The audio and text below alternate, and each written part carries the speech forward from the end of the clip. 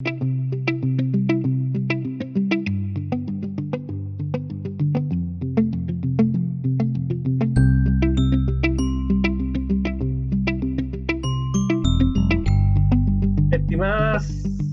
y estimados estudiantes del Magíster de Salud Comunitaria, estamos en esta nueva sesión con dos amigos que hemos estado en aventuras por allí, por las Américas. Así que quiero presentarle al gran Julio Suárez en este rincón como se presentan los pugilistas, en este rincón. Ah, bueno. Don Julio Suárez, médico psiquiatra, que se ha desempeñado por muchos años como consultor internacional en distintos países. Y ahora está ahí, estás en Brasil todavía, ¿cierto, Sí, Julio? en Brasil. En Brasil. Y bueno, dedicado más a la docencia y Sí, a esas hoy cosas, por ¿no? ya, A la fofoca. ya fofoca. Y en el otro rincón, tenemos a don Carlos Rosales, que también ha estado recorriendo medio mundo en las Américas y ahora está negándose a dejar de viajar en la bella Costa Rica. Así que, bueno, Carlos es argentino y Julio es cubano, así que lo van a notar por los acentos, a pesar de que ellos intenten disimularlo, sobre todo Julio. Pero se adivina al poco rato. Bueno, estimados amigos, quiero también va a estar con nosotros la ministra de Salud de Tamaulipas, México. México es un país federal, entonces cada estado tiene su secretaria o secretario de salud, que es como el ministro del estado, el ministro de salud del estado, y tuvo que salir por una emergencia. Bueno, es clásico de quienes tienen esos altos cargos, que tienen algún incendio que apagar, así que llamó hace un poco rato muy afligida que tenía que ir a la sierra y en la sierra no iba a tener señal, iba a tener una emergencia, así que esperamos tenerla otro día en otra sesión, porque la experiencia de ella es extraordinaria. Bueno, la pregunta, estimados amigos, para conversar. Esto es un conversatorio, así relajado. Nos faltaría aquí la caipiriña para Julio, un roncito ahí con Carlos, Rosita. pero un roncito, pero a falta de ello, la idea es estar en una conversación de amigos, de amigas, y la pregunta es, ¿cómo ustedes han vivido salud y comunidad? ¿Cómo lo han visto? ¿Qué nos tienen que decir de los tantos años andados sobre salud y comunidad? ¿Y cuáles serían los avances que ha habido en instalar una mirada menos biomédica, menos hospitalocéntrica y más puesta en la salud y en los territorios?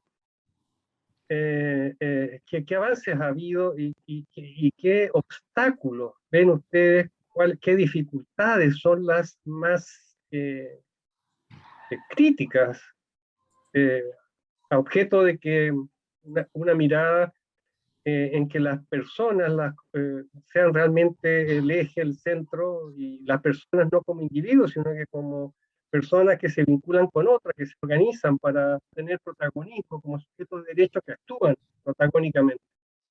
Es esa la provocación, a que nos cuenten cómo lo sienten, cómo lo palpan, y después, bueno, y después de escucharlos a ustedes, interactuar con los estudiantes y eso es. No sé si quieres partir tú, Carlos. No, le voy a dejar al maestro Julio primero, porque yo creo que no sé qué es lo que está pensando decir, pero creo que él puede darnos una visión más desde sistemas, ¿no? Digo yo, no sé. A ver, Julio, Sí. ya te dieron la No, patada, ya. yo Te dieron la pienso que pelota, tú la tomas. yo me siento más cómodo en este conversatorio por la naturaleza de esta reunión que nos ha organizado Osvaldo, desencartonada, una reunión bien informal en el sentido de más íntima y más espontaneidad. Yo preferiría hablar un poco de mi experiencia de vida y eso irlo mezclando con los avances que se han dado paralelamente desde mi perspectiva personal en el tema de salud comunitaria en el mundo. En ese sentido, solo para romper el hielo, eh, yo voy a hablar de mi historia personal. Yo hice psiquiatría en un hospital universitario cubano. Hice la especialidad de psiquiatría en el Hospital Calixto García, en un modelo que comenzó siendo bastante tradicional, no el modelo ya que se venía discutiendo mucho de los manicomios, no un modelo manicomial, era un modelo de una sala de psiquiatría en un hospital general, que eso ya hacía menos medicalizada, yo no sé si la palabra es esa, el ejercicio de la psiquiatría y la práctica y sobre todo la formación. Ahora, estando yo en esa, haciendo la formación, siendo residente, se abrió en La Habana algo que se llamó dispensario de salud mental, que al fin y al cabo era un centro comunitario dedicado a la salud mental. Fuera de las paredes, fuera del territorio típico del hospital.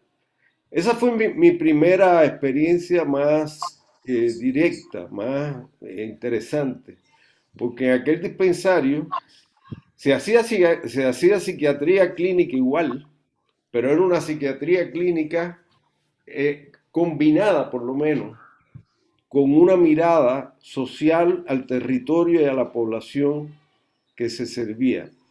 Una mirada que incluía ya mirar asuntos de determinantes sociales, aunque no se llamaba así, y de ver cómo era la vida de la comunidad y qué relación había entre la vida de la comunidad y los asuntos que llegaban al consultorio.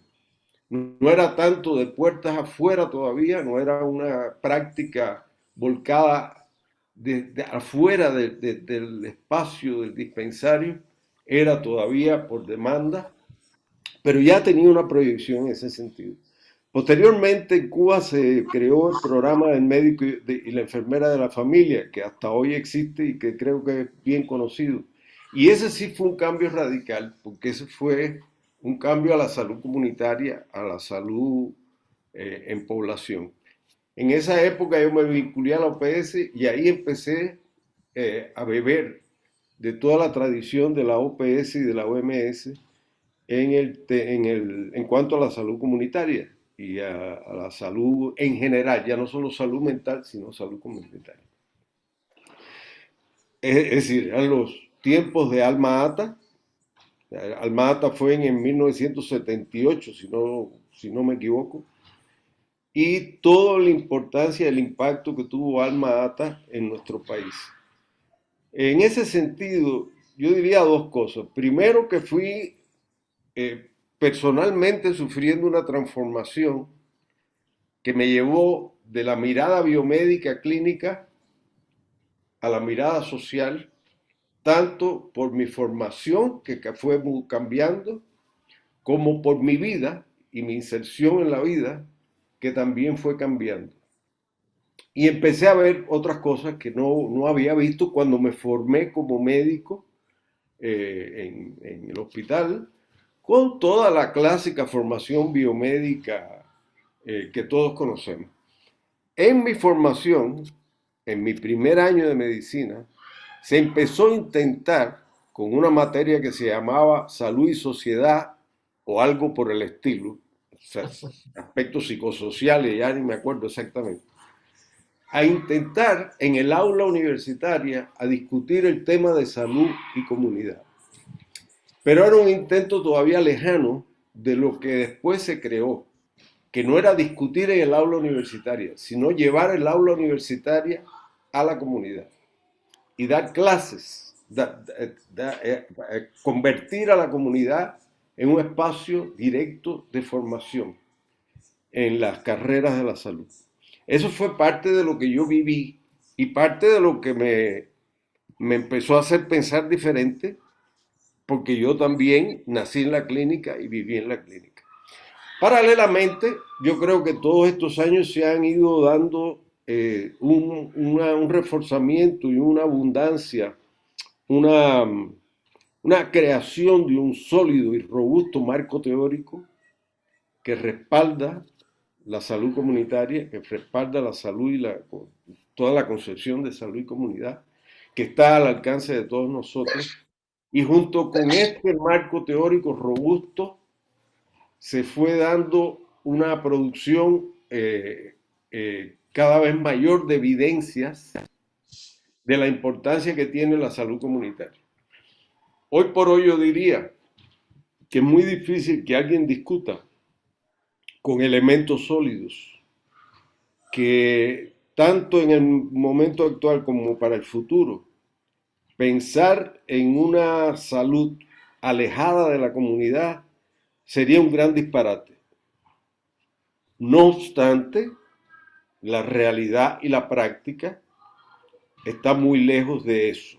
Una cosa es decirlo en público y decir, no, eso es una barbaridad, aquí hay que ir para los hospitales y la especialización y volver a la medicina clásica, sentado atrás de un consultorio esperando que lleguen pacientes.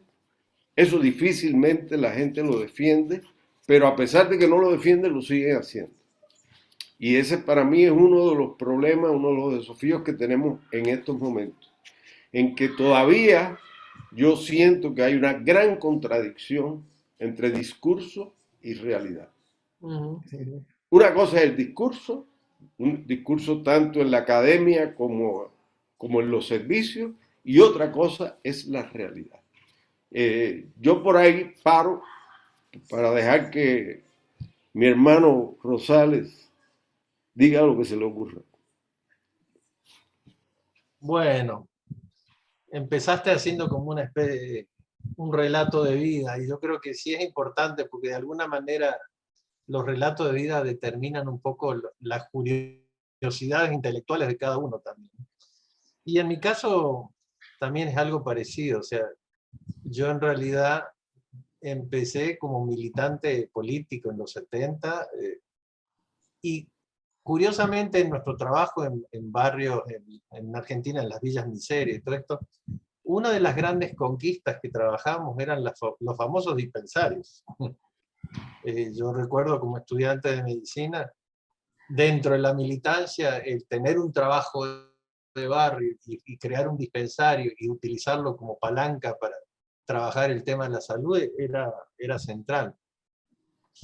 Y yo creo que a mí me pasó al revés, empecé desde la política a entender la importancia de la salud y luego concluí, terminé de estudiar en Cuba, así que conocí la realidad argentina y luego la cubana, y lo que cuenta Julito es así, es decir, el modelo cubano, para mí, esto tenía una gran contradicción. Yo llegué en un momento de una gran contradicción, donde seguía teniendo un modelo médico muy fuerte en la organización de toda la parte de los servicios, pero empezaba a romper con toda esa lógica, y de alguna manera también a uno esa contradicción la tenía internamente, ¿no? Por un lado, diferenciaba lo que era la práctica clínica de la práctica, no la integraba en una sola práctica, ¿sí? La manejaba como dos cuestiones disociadas. Y yo creo que para mí fue de una gran enseñanza, sobre todo porque fue en el momento en que a los médicos nos empezaron a sacar a los policlínicos y empezar la formación en policlínicos, y esto de alguna manera te llevaba a tener contacto directo todo el tiempo con la comunidad, ya no solo de una perspectiva de la política, sino de la salud, ¿verdad? Y lo importante de esto es que uno visualizaba que todavía, si bien se trabajaba sobre la lógica de que había que sacar la salud a la calle, todavía existía la tensión de qué medicina y qué salud estábamos trabajando. Yo creo que ese es un tema, el primer tema que a mí me gusta tratar. El segundo es que, bueno, a partir de esa práctica, obviamente, después a mí me tocó como consultor regional de la OPS conocer la realidad de varios países, entre ellos Costa Rica. Costa Rica es un país en el que tempranamente acogieron al APS, igual que en teoría toda la región, pero creo que Costa Rica se lo tomó en serio y desarrolló bastante el tema de la atención primaria y el modelo, un sistema único de salud con una caja que presta todos los servicios, y generó todo el modelo de los devices, los equipos básicos de atención integral en salud. Los equipos básicos de atención integral de salud de entrada plantearon que el modelo de gobernanza tenía que basarse en un consejo local de salud con participación de la comunidad. Sin embargo, mi sensación es que los modelos que surgen del deber ser, es decir, que están tan bien dibujados, una cosa es el dibujo y otra la práctica. Y aquí lo ato con lo que decía Julio, ¿no? El divorcio siempre existe entre lo que se forma, lo que se practica y el discurso de la política, ¿no? Y estas cosas, encontrarlas o hacer que se encuentren es muy complicado. Yo creo que no hay ningún país de la región de las Américas que digan que no enuncien la política, la necesidad de trabajar sobre modelos de participación comunitaria y trascender hacia los determinantes. Pero la verdad es que esto nunca ha concluido de plasmar. Y cuando uno analiza un poco qué ha pasado con los planteamientos, los abordajes que ha habido, es decir, yo creo que, bueno, la mamá de todo el desarrollo que ha habido en la región tiene que ver con la estrategia de atención primaria, luego con su renovación. En algunos momentos se hizo énfasis en el enfoque de riesgo, después en la medicina familiar, el modelo de determinantes sociales de la salud y la salud familiar y comunitaria. Mi sensación es que hay abundante teoría, pero el tema es que todavía a la hora de hacer práctica seguimos teniendo una falta de coherencia entre los discursos, las prácticas, y si bien tampoco hay una receta para esto, yo creo que mucho tiene que ver también con cómo nosotros o cómo las personas se acercan a los modelos. Y cómo se acercan las personas a los modelos tiene que ver con los modelos de formación. Yo nunca me olvido de que había una gran educadora ya fallecida que siempre decía que el médico ingresa con un currículum oculto. El currículum oculto es que cuando uno ingresa a la carrera ya viene con un grado de predeterminación de cuál es la práctica que espera que va a tener. Y creo que de alguna manera parte de la formación es romper con ese currículum oculto y hacerlo encontrarse con otras formas de práctica. Un gran amigo de estos cabezas cada vez más calvas que están aquí, conocimos a una persona como Edmundo Granda, que él siempre hablaba de la importancia de que el médico trabajara más en una lógica interpretativa de la realidad. Es decir, que no cayera desde un modelo deductivo a bajar línea, sino tratar de entender la realidad y convertirse en un intérprete mediador entre esa realidad que vivía y la respuesta que le podían dar los servicios de salud. Y me parece que ese es uno de los grandes desafíos que todavía sigue estando vigente. Por último, me parece que el divorcio entre la política, la planificación y el desarrollo de los sistemas, mucho tiene que ver que a veces la política es el deber ser, muchas veces. Entonces, este deber ser está muy acotado por los periodos en los cuales se desarrollan esas políticas. A mí por eso me parece que reivindicar estrategias como la atención primaria tiene más sentido que las políticas de una administración en un momento dado. Por ejemplo, en el caso, para citar el caso de Costa Rica, el caso mismo de Brasil, que no sé, que Julito también nos puede comentar, nos da mucha evidencia de que cuando un país se casa con un modelo, pero se casa como un modelo a desarrollar como política de Estado, como fue el caso del SUS, como fue el caso de los equipos de atención básica de la familia y la comunidad, independientemente del color político que esté, logra resultados mucho más consistentes. A mí me tocó, igual que a Julio, trabajar en Mais Médicos para Brasil, y el impacto que tuvo eso a nivel comunitario fue impresionante. Es decir, y de eso creo que nosotros hemos escrito bastante, varias publicaciones sobre no solo el impacto en términos sanitarios, de indicadores, sino el impacto también de la interacción intercultural, sobre todo con la migración médica cubana, y qué significó eso para poblaciones que nunca habían tenido un médico, y de golpe les llegaba un médico que les hablaba de tú a tú, que los tocaba. Es decir, nosotros tenemos relatos que podemos mencionar, muchas personas se impresionaban cuando decían, pero el médico me habla, me mira a los ojos y me toca. O sea, lo veían como cosas que eran sobrenaturales, porque siempre al médico lo habían visto como una figura más allá de, en un pedestal, ¿no? Entonces, desde esa perspectiva yo creo que los grandes enseñanzas tienen que ver con eso, ¿no? Sí. Los acuerdos que haga una sociedad para avanzar con políticas de Estado tienen mucho más sentido, y más que un deber ser, se convierte en un contrato social. Caso Costa Rica también. Yo creo que Costa Rica en este momento está todavía inmerso en una crisis fiscal espantosa, pero a nadie se le ocurre decir quiten la seguridad social y privaticen el sistema. Probablemente incendien el Estado si pasara eso. En Brasil lo mismo, el SUS, aunque han hecho todos los esfuerzos posibles, el señor Bolsonaro no ha logrado desarmarlo y desarticularlo, y probablemente en unos años vuelva a tener el mismo peso que siempre ha tenido, ¿verdad? Eso sería como mi primera provocación también. Gracias, Carlos, gracias, Julio. Si entendí bien, hay un acuerdo pleno entre ustedes dos en que hay un divorcio entre lo que se dice y lo que se hace en tema de salud y comunidad.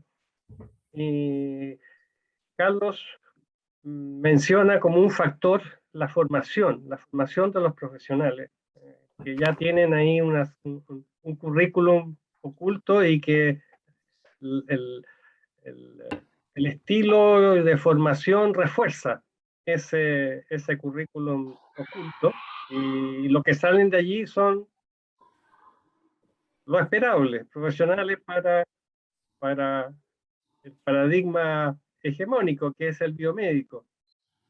También se menciona los factores políticos. ¿Qué otro factor se nos podría quedar en el tintero, Julio, Carlos, que fueran obstáculos a vencer? ¿Por dónde entrarle? ¿Por dónde hacer ese agujero por donde el agua de un dique empiece a derrumbar esta distancia que ustedes han diagnosticado entre el dicho y el hecho? Yo creo que, a ver, tenemos varias cuestiones ahí. Ubiquémonos en los dos extremos del tema que estamos tratando. Desde el punto de vista de los profesionales, evidentemente hay que trabajar fuertemente en el desarrollo de competencias diferentes, y hoy más que nunca, yo creo que la atención primaria tiene sentido si se trabaja desde la lógica del desarrollo de la interprofesionalidad. Modelos como el canadiense lo lo están abordando hace rato, es decir, el general, la posibilidad de tener un pensamiento sistémico interprofesional da pie para empezar a cambiar o por lo menos tener un abordaje diferente que solo la nosología como mecanismo de acción. Ahora, del otro lado también no podemos perder que, a ver, la actuación o la práctica de la salud también es bastante simétrica con lo que la población ha entendido del modelo, sobre todo cuando los modelos están largamente arraigados. Es decir, voy a poner un ejemplo. Si yo en Buenos Aires se me ocurre decir que voy a cerrar un hospital para abrir 3 centros de atención primaria, me echan. O sea, la población también tiene una cuota de responsabilidad en el sentido que ha entendido, o por lo menos piensa que la solución de la salud la tiene desde la perspectiva de cierta infraestructura para poder entonces resolver su problema de salud. Y eso nos lleva a 2 cosas. El problema de atención de la salud no es solo un tema de atender la enfermedad. El tema de atender la salud pasa por, ahí sí, integrarlo con el abordaje del desarrollo social integral que tiene que tener una comunidad. Yo actualmente, por ejemplo, estoy trabajando con población migrante y comunidades de acogida para el tema de COVID. En la zona norte, frontera con Nicaragua, y en la zona sur, frontera con Panamá. Y lo interesante es que cuando tú trabajas con la comunidad y le hablas de la importancia del trabajo de ellos como participantes de la vigilancia, cuando le explicas que el tema no es solo un tema de salud, sino de recuperación económica. Ya, échate bañar y estoy en la pieza. Voy a sacar la ropa al tiro. Tenemos Por alguien favor, que habla. perdón, Barra. que pongan el...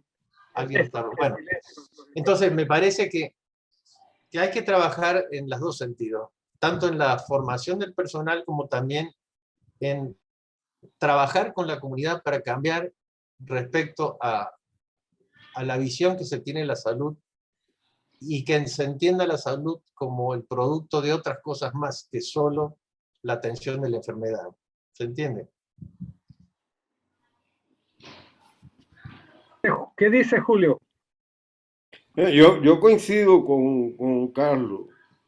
Yo voy a mencionar 5 cosas que me parecen importantes, y no porque sean ni las únicas, son las que yo creo que pudieran funcionar. Una ya está dicha, es la formación. La formación, mucho de lo que hacemos en formación no pega con lo que queremos después en un desempeño de salud comunitaria. La formación todavía, en muchos lugares, es hospitalaria y es biomédica, y va conformando la mente de los estudiantes hacia el hospital, la especialidad, las altas especialidades y las aspiraciones de esos grupos, que son un grupo de poder. Ese es otro factor que yo creo que hay que mencionar. Es decir, hay un interés de la clase médica, de una gran parte de la clase médica, en que no cambien las cosas. Porque hay una cuota de poder y una cuota de intereses personales de todo tipo en estas altas especialidades biomédicas. Realmente este es un tema muy complejo, porque salud comunitaria no es una negación absoluta de la otra. Nosotros necesitamos un sistema sanitario que resuelva las 2 partes, resuelva lo de la salud comunitaria, pero que cuando una persona se enferme mal, tenga un hospital con todas las condiciones. Bueno, lo estamos viendo en la COVID, por ejemplo. La COVID es un buen ejemplo de lo que estoy tratando de argumentar. Necesitamos terapias intensivas, con intubación y con oxígeno. Y bueno, eso es un ejemplo burdo, hay muchos más, trasplantes de órganos. Entonces no hay que negar a los especialistas no de salud familiar y comunitaria, pero sí hay que construir un abigarrado y prestigioso cuerpo de salud familiar y comunitaria, que es otro factor importante. Es decir, tendrían que estar de tú a tú un especialista de salud familiar y comunitaria tendría que ser de un valor social parecido o igual que el de un cardiólogo o un neurocirujano. Eso todavía no está. Es más, las clasificaciones hablan de baja complejidad, media complejidad y alta complejidad. Y la baja complejidad se la pone a la atención primaria, lo cual es un altísimo disparate, porque la complejidad de hacer salud familiar y comunitaria es enorme, es muy complejo. Entran a jugar conocimientos de sociología, bueno, lo que mencionaba Carlos, la interdisciplinaridad. ¿Sí? No basta con tener una buena formación en medicina clásica para trabajar en la salud familiar y comunitaria. Por tanto, esa es una mala clasificación que yo creo, por ejemplo, Eugenio Vilaza propone sustituirla por baja densidad tecnológica y alta densidad tecnológica. Bueno, me parece más apropiado. Ese es otro factor. Otro factor que Carlos mencionó, creo que voy por 3, pero si me salté la cuenta no me hagan caso. Yo digo 5, pero podrían ser 3 o 4. Dice 5 para embarajar, nomás después va a decir lo que quiera. Es que nuestra cultura de nuestros países, construida a través de siglos, ve en el hospital y en el médico a la salud. Hay una gran parte de la comunidad que cuando piensa en salud, no piensa en determinantes sociales. Piensa en un médico y piensa en un hospital. Y eso no se cambia por decreto. Eso se cambia por conquistar a la comunidad. La comunidad tiene que ser conquistada con nuestros centros de salud. Y ahí quiero hacer un comentario que no siempre coinciden conmigo. Una buena atención primaria tiene que ser una atención primaria, desde mi perspectiva, que aborde los determinantes sociales, que intervenga en la comunidad, que salga de los centros de salud y se proyecte a la familia de la comunidad, pero también tiene que ser clínicamente resolutiva. No puede ser una atención primaria de bajo corte, que no sea resolutiva. Para pobres. Exactamente, no puede ser una medicina para pobres, porque así es imposible ganar esta bronca. Yo conversaba casualmente hoy con un médico de familia brasileño formado en Cuba, un buen tipo, buen muchacho, 40 años, y él me contaba con mucha tristeza que le está haciendo difícil la práctica de la salud comunitaria en Brasil porque se agota de tratar de cambiar la realidad social y no lo logra cambiar. Él no puede cambiar la realidad social. Y él dice, bueno, y la gente sigue en su miseria, yo le mando medicina, pero la medicina, los medicamentos nunca van a resolver la miseria donde está viviendo. Claro que no. Entonces, esa combinación de medicina con práctica social es un desafío gigantesco. Y yo creo que es un factor no resuelto que tenemos que abordar. Y ya hablé del prestigio de ser médico de familia y eso que tiene que subir y que tiene que... Y voy a mencionar otro factor, si se me queda alguno, después se lo digo. Pero otro factor que a mí me parece que es pesado.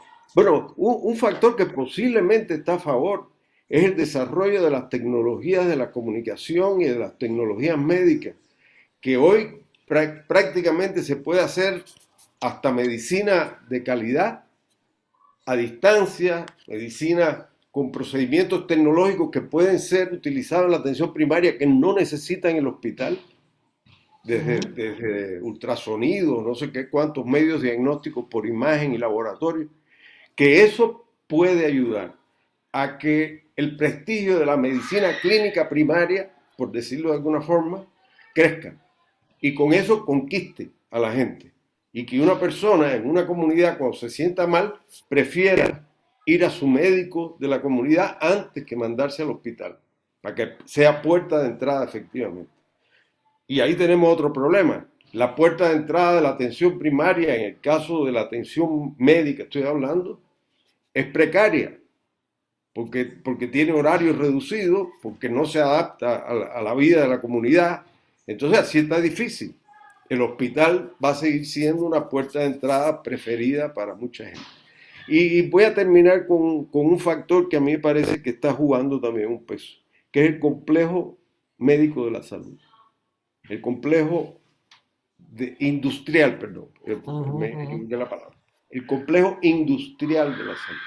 Si los intereses del complejo industrial en términos de diagnóstico, medicamentos, terapias complejas y no sé cuántas cosas apuntan hacia la medicina biológica biologicista en gran medida.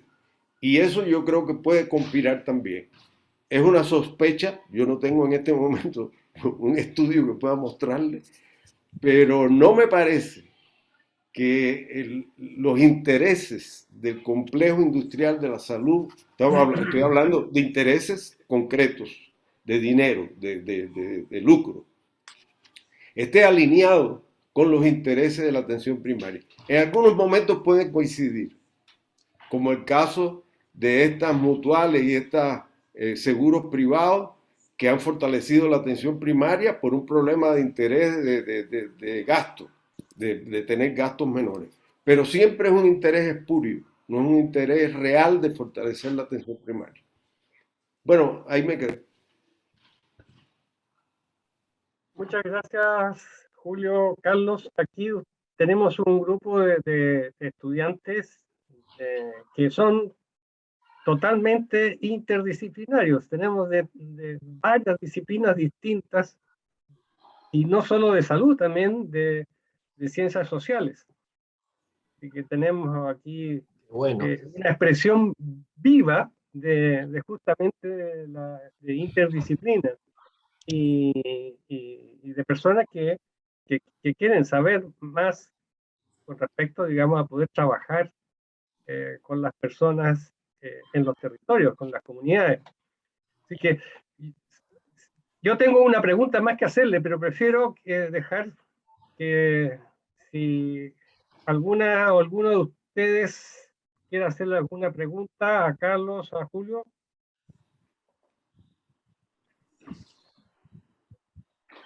Angie. Hola, hola, ¿qué tal? Hola. Buenas noches por allá.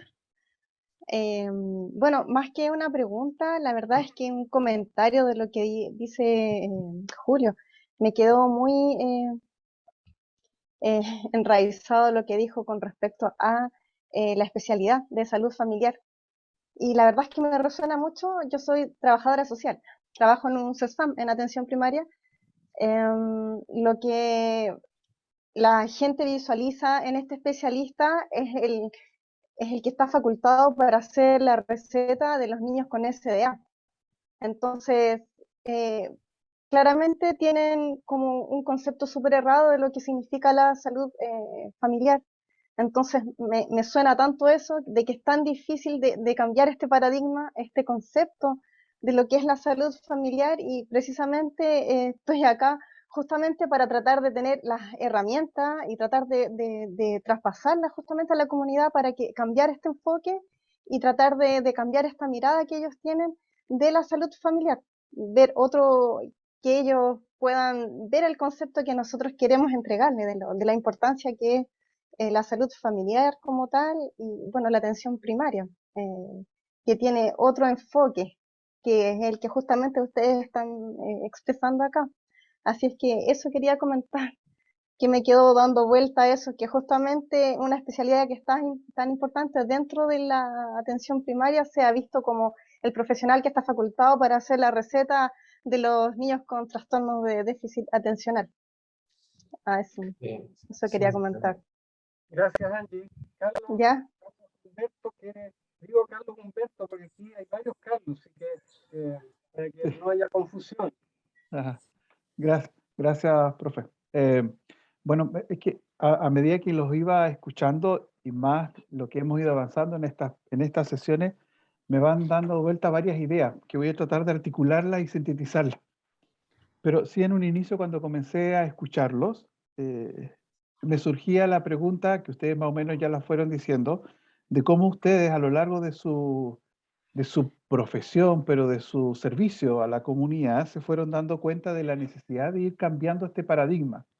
Eso es una primera cosa que me surgía, y después empezaron a hablar de lo político, y también en el tema político para mí es un tema que es súper potente de mirar, y mirado desde el tema del sistema neoliberal, que de alguna manera va generando y fortaleciendo, me parece a mí, este sistema biomédico que ha sido tan complejo de irlo cambiando. Entonces, ustedes han dado varias salidas, factores que se pueden ir haciendo desde la formación de los profesionales, desde el tema también de la comunidad, pero es que ahí donde me surge la pregunta a partir de la propia experiencia, porque de alguna manera la comunidad es como que este sistema marcado por lo neoliberal, por las dinámicas políticas y todo lo que se pueda dar, va como metiendo en el inconsciente colectivo de la comunidad precisamente el sistema biomédico. Y hoy día pareciera ser que fuera como complejo cambiar este paradigma.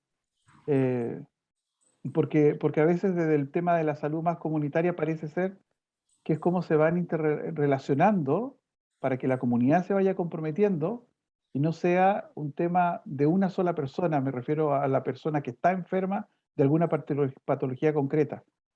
Eh, y ahí es donde me va entrando como un poco, no sé si decir confusión o inquietud más que nada, de cómo hacer este trabajo hoy día y reconociendo que ya parece ser se viene haciendo por muchos años y por mucho tiempo.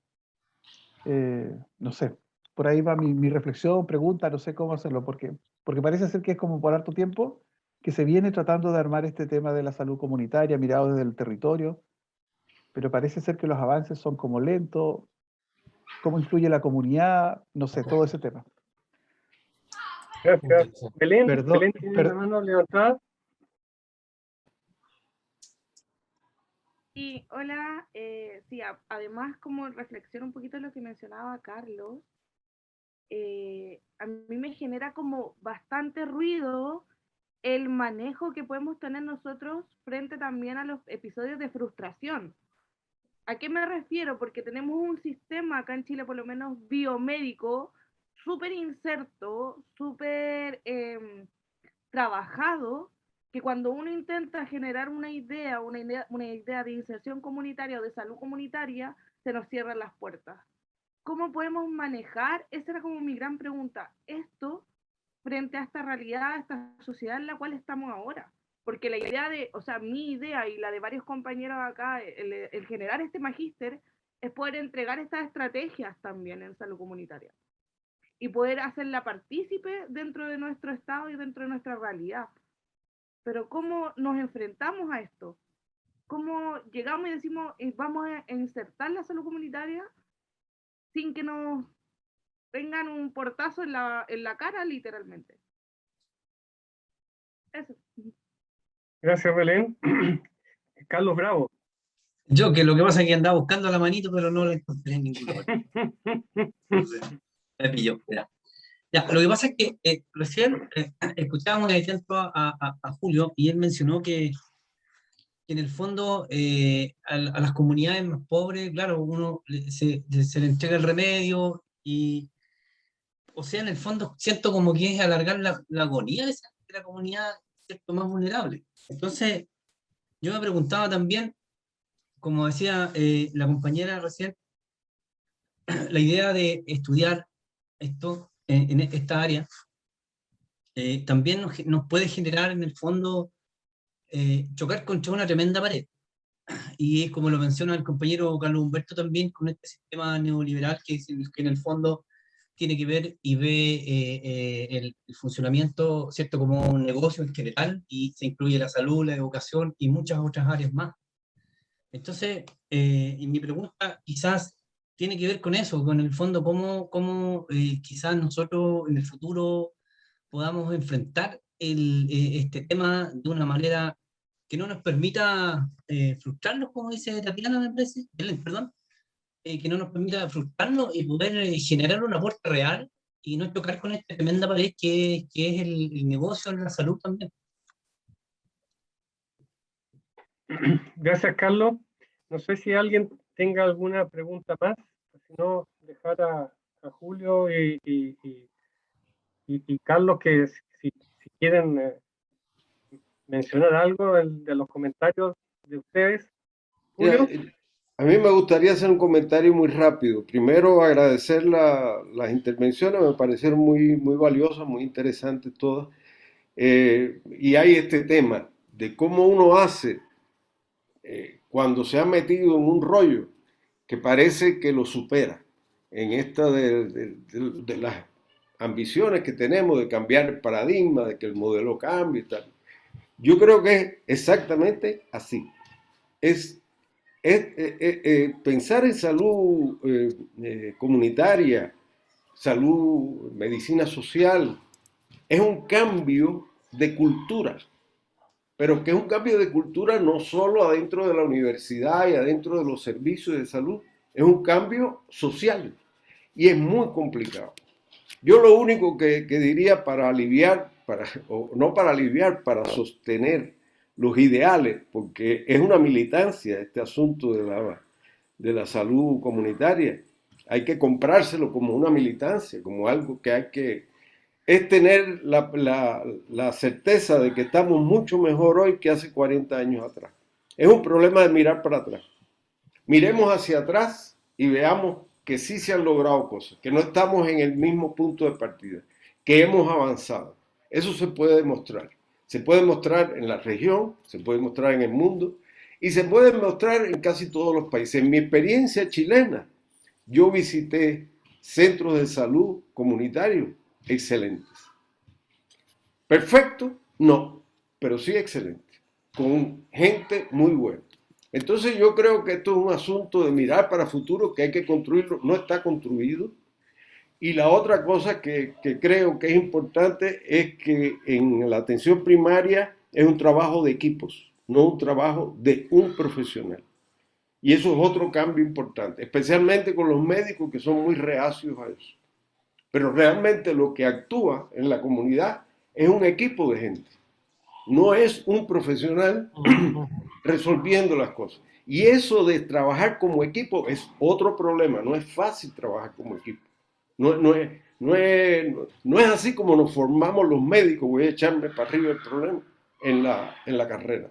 Nos formamos muy individualmente, muchas veces. Y es un problema, son desafíos grandes. Pero son desafíos que hay que encarar con cierto optimismo, viendo, como digo, para atrás. Si miramos para atrás, ¿hemos avanzado? Sí, hemos avanzado. Gracias, Julio. Antes de dar la palabra a Carlos Rosales, Vanessa, que está con un problema de cámara, me quiere hacer una pregunta. Muchas gracias. Buenas tardes, Julio y Carlos. Mi pregunta es, ¿desde dónde sugieren ustedes este cambio del paradigma, empoderando a los usuarios de los servicios, partiendo desde el pregrado, o formando estos equipos de salud y las ciencias sociales multidisciplinarios? ¿Desde dónde podríamos enfocarlos de mejor manera para tener resultados finalmente exitosos? Eso, gracias. Gracias, Vanessa. Carlos. Bueno, la verdad que muchas gracias por los comentarios, me parece que son muy ricos y la verdad que esta discusión da para mucho, tiene muchas aristas. Yo voy a empezar por el tema de la política. Es decir, la salud pública es política per se. Cuando uno piensa en los postulados básicos de la atención primaria, los valores de la atención primaria son valores potentes que tienen que reflejarse en políticas de Estado. Es decir, cuando uno piensa derecho a la salud, solidaridad y equidad como los principios que orientan la atención primaria, díganme cuál de ellos no es político. En términos de política real, de política social, de política económica, de política en todas las aristas. Por lo tanto, el trabajar sobre la lógica de llevar un planteo de salud pública vinculado a la atención primaria y a la salud familiar y comunitaria tiene un componente evidentemente que tiene necesariamente que tener esta mirada, y esta mirada además es una mirada social.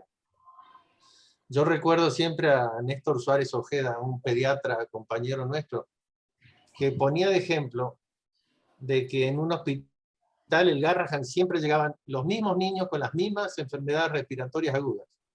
Y cuando ibas a la comunidad, el problema es que vivían en ranchos, que siempre estaban oliendo humo. Entonces, el problema no era el darle el antibiótico, el problema era resolver el problema de las condiciones de vida, sacar la cocina de la habitación, darle mejor vivienda, darle mejor alimentación. Entonces, evidentemente hay un componente, un continuum en esta visión de la salud que tiene que ver con el desarrollo social articulado y coherente con la posibilidad de construir una condición de salud diferente. Yo creo que eso es lo primero. Lo segundo, que Julio lo está tocando, miren, evidentemente los sistemas, los servicios de salud se han basado sobre profesiones hegemónicas. No tenemos ninguna duda de eso. Y muchas veces también sobre especialidades hegemónicas, ¿verdad? Entonces, ¿qué pasa? La administración o los mecanismos de gerenciamiento del sistema de salud se basan en una administración totalmente coherente con ese modelo hegemónico.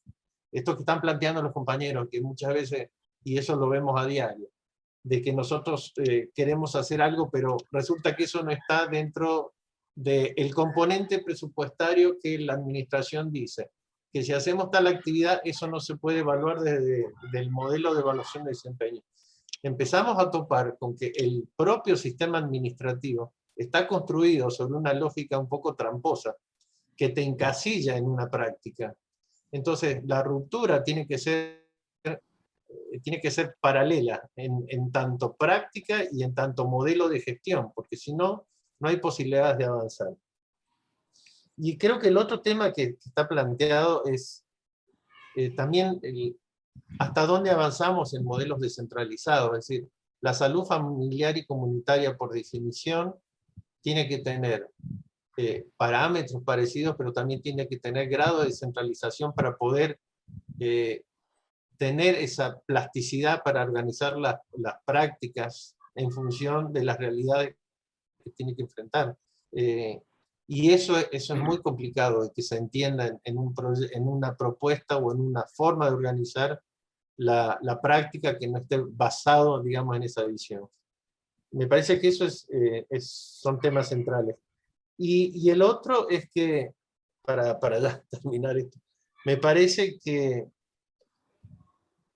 la compañera dice, ¿por dónde empezar? Yo creo que hay que empezar por donde se puede. El desarrollo tiene que ser desigual y combinado, como dice.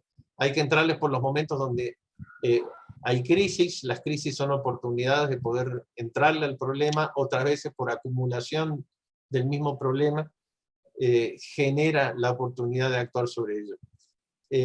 En la formación, evidentemente, se tiene que romper y además yo creo que deberíamos avanzar en modelos de una formación interdisciplinaria de base y sobre esa construir recién el pensamiento específico, porque como bien decía Julio, no estamos oponiendo este modelo al modelo hospitalario. No es, yo recuerdo en la época de los silos, cuando empezaron con todos los modelos de organización descentralizada, decían silo versus hospital. No, necesitamos las dos cosas. Los equipos de atención primaria, los equipos de salud familiar y comunitaria, y necesitamos el hospital como una actividad complementaria. Entonces, eso es como para arrancar. Y en términos de la formación, también, y bueno, y ahí Osvaldo también puede opinar y mucho. Muchas gracias, Carlos. Quisiera hacerles una última pregunta para ya cerrar en hora. Ustedes dos saben mucho sobre, y hemos discutido mucho sobre funciones esenciales de salud pública. Y hemos estado en que hay que mejorarlas, rehacerlas, rediseñarlas. OPS hace no mucho sacó ahí algo, pero yo creo que la pandemia hizo, yo creo que triza todo lo que hablábamos sobre funciones esenciales. Creo que nos ha dejado, o sea, no solo ha visibilizado cosas, sino que ha dejado muchas lecciones. No quiero perderme esta oportunidad, sabiendo lo que ustedes saben sobre este tema, que aprovechen de compartir qué opinan con respecto a cuáles son las enseñanzas más esenciales que nos está dejando la pandemia en términos de las funciones esenciales de salud pública? ¿Quieres partir tú, Julio? Bueno, dale. Yo, en primer lugar, pienso que la propuesta de funciones esenciales original, que yo conocí y trabajé más, y digo original porque recientemente se actualizó la propuesta de funciones esenciales, ahora muy recientemente. Lo que me parecía más poderoso era que había un marco teórico bastante bien estructurado de que soportaba el planteamiento de funciones esenciales de salud pública. Ese marco teórico después se instrumentó, todos sabemos los ejercicios que se hicieron en los países, con mayor o menor éxito. Yo fui un impulsor personalmente de esas cosas, me pareció que era muy interesante, incluso por los subproductos que dejaba en términos de capacitación, en términos de movilización social, de debate con distintos actores de la sociedad sobre la salud, en el caso de Brasil, que es el caso que conozco mejor. Y bueno, como decía, recientemente se actualizó. Yo no estoy acompañando de cerca esa actualización. Yo le deseo lo mejor, pero sinceramente creo que hoy por hoy no ha logrado ser un arma poderosa para hacer transformaciones de fondo en nuestros sistemas de salud. Ojalá lo sea, yo lo desearía. Hasta hoy no lo veo. La pandemia, como tú dices, lo ha estropeado todo.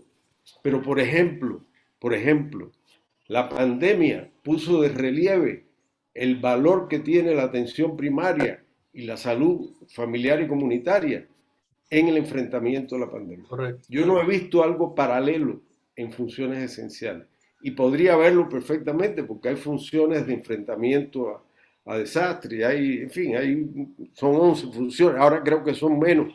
Creo que Carlos puede mejorar mi comentario porque yo creo que no son ahora 11, sino que cambió el número y cambiaron algunas funciones. Pero no quisiera hablar de eso porque no he penetrado al fondo del alma de la nueva propuesta.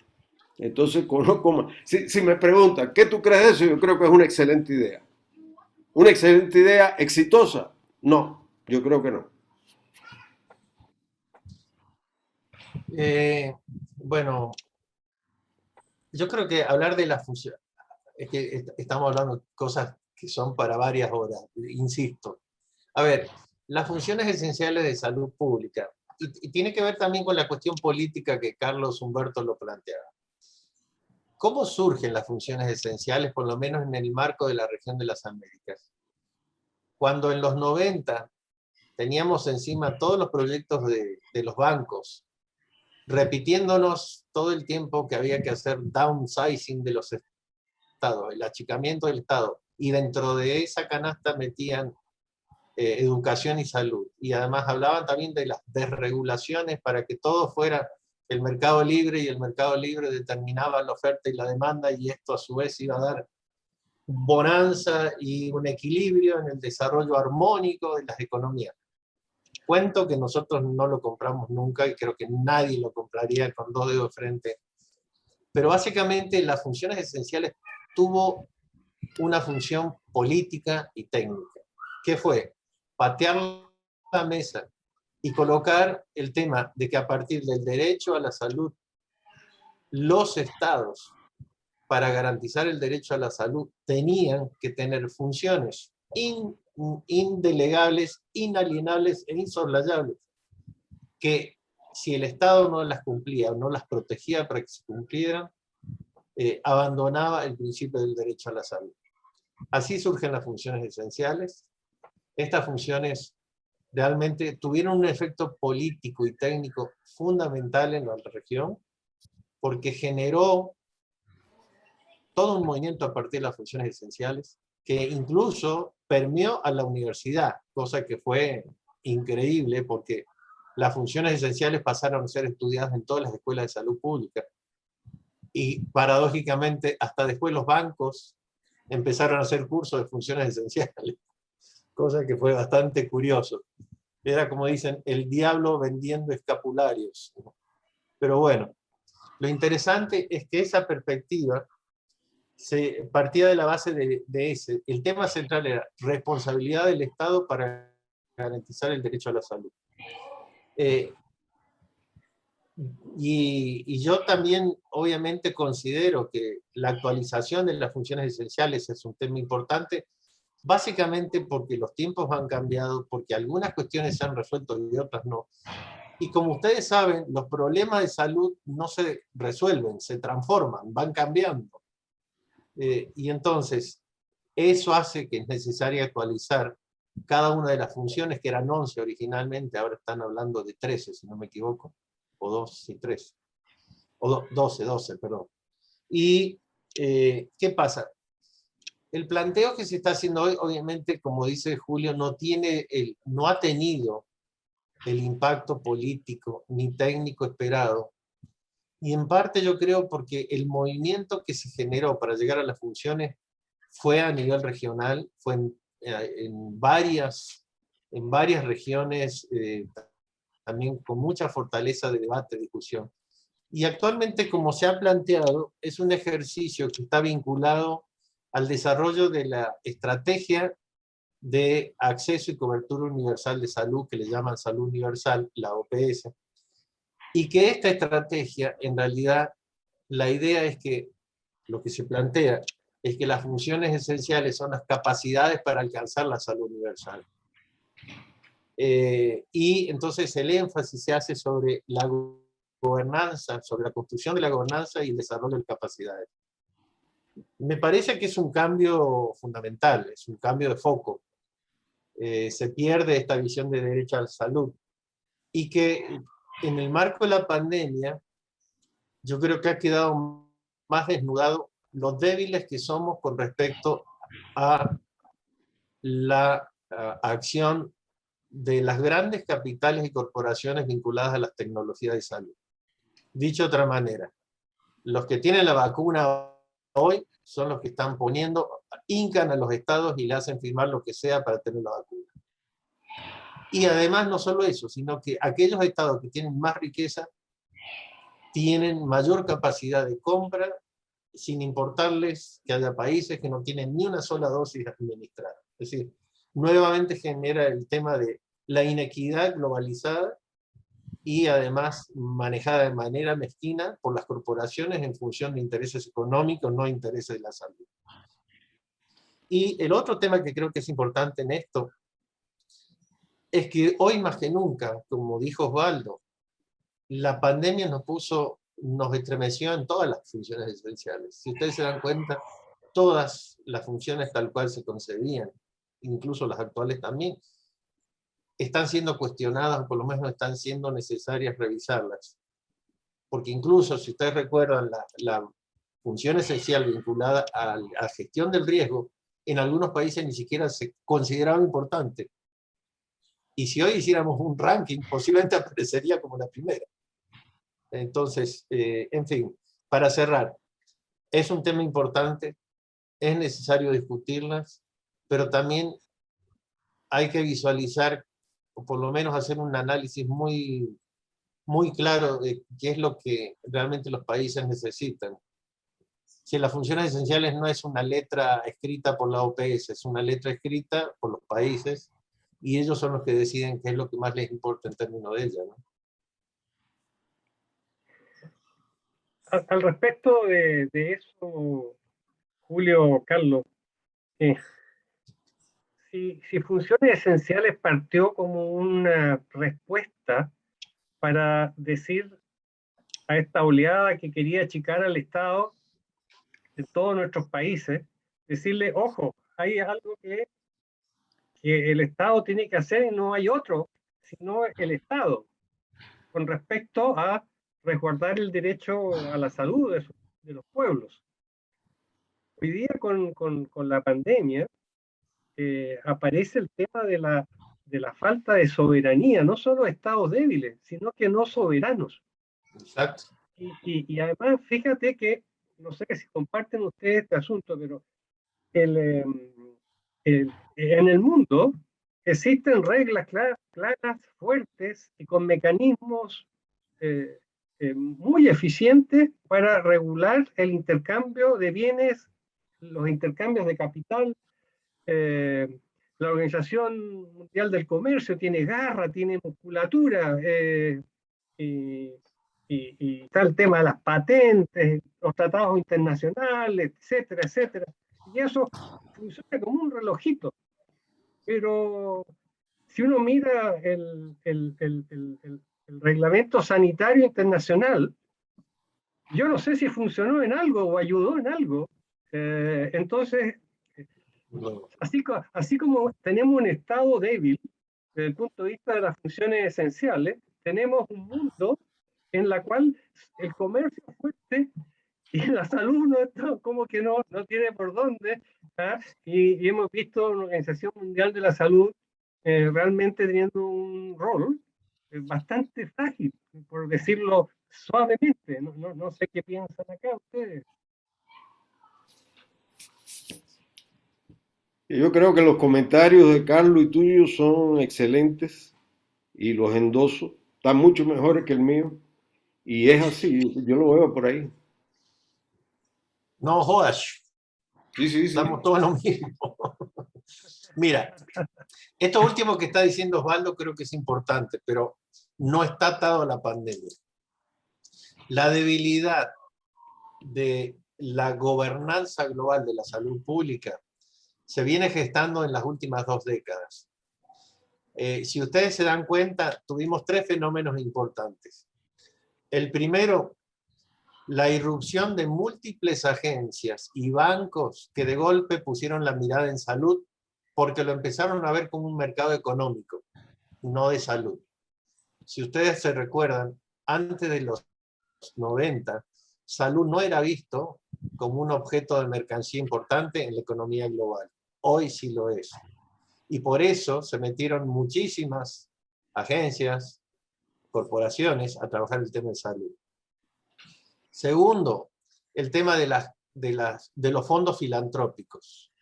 La creación y la generación de grandes fondos filantrópicos que deciden en la gobernanza global a dónde van a poner los fondos, ha generado muchísimo ruido. ¿Quiénes son esos? La Fundación Bill y Melinda Gates, Carso, es decir, fondos grandes que no tienen ninguna regulación, porque en realidad lo que hacen es liberar impuestos en su país de origen. Generan presión para que, por ejemplo, y además ellos deciden qué es lo importante para África, si inyectables o estetoscopios, sin ninguna relación con la discusión a nivel global de la política pública de salud. Y la tercera, esto lo digo aquí, que no salga de Latinoamérica, la pérdida progresiva de liderazgo de la Organización Mundial de la Salud y la OPS en cierta medida, pero en parte también porque la OCDE, la organización, ¿cómo se llama? La OCDE, sí. igual que la Organización Mundial del Comercio, han adquirido un poder tan grande que han generado regulaciones. Y si ustedes se dan cuenta, y les hago una pregunta a todos, ¿alguien conoce un contrato de Pfizer con respecto a las vacunas? ¿Ustedes hayan visto un estado que lo haya hecho público? No lo van a ver. Porque en los contratos que está haciendo Pfizer con los países casi que entregan totalmente la soberanía en el marco de todo el tema de vacunación. Ahora, esas cosas no se están discutiendo.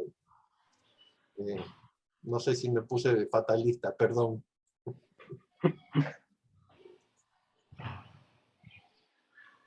No, yo agradezco tu transparencia en señalar esos temas, porque yo creo que es bueno que personas que tienen vocación por la salud de las comunidades tengan claro qué es lo que está en juego, qué es lo que, quiénes son los que ejercen el poder y determinan las reglas, porque los voluntarismos no son posibles. La militancia que ustedes están pidiendo requiere de personas que conozcan el contexto, que conozcan la realidad y que por lo tanto tengan, conociendo lo que el juego de poderes, que puedan actuar junto a otros, porque esto es una militancia de muchos y muchas, para que no es de llaneros solitarios, y por lo tanto esto no es que salud y comunidad se logre como isla, que tú, como una comunidad hippie en un lugar así, ¿eh? Nosotros que somos ya de hartos años, entonces claro, como uno podía cambiar el mundo, entonces se iba a un lugar ahí, a vivir como en comunidad, y eso iba a cambiar el mundo. Bueno, eso nunca ha podido suceder, porque estamos todos interrelacionados, somos todos interdependientes. Y por lo tanto, lograr éxito requiere de un movimiento que es mucho más global. Y por lo tanto, en tema de calidad de vida, de bienestar, es un tema en que estamos todos influyéndonos unos a otros. Y entonces, entender el tema de las funciones esenciales, el tema del rol de los estados, desde una mirada también de lo que sucede como salud global, yo creo que es necesario tener esa mirada. O sea, para actuar con éxito en lo micro, hay que tener también muy claro lo que sucede en los espacios macro. Y no nos metimos con cambio climático.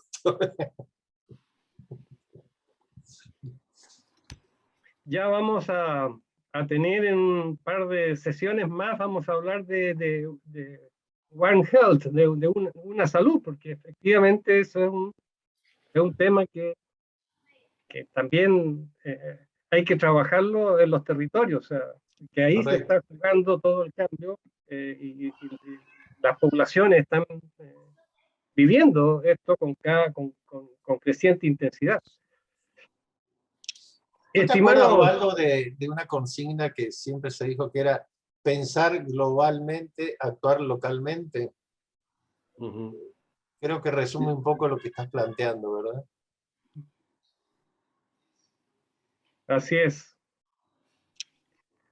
Bueno, estimados amigos, les agradezco, les mando un cariñosísimo abrazo y espero algún día poderlos ver de nuevo y compartir alguno de estos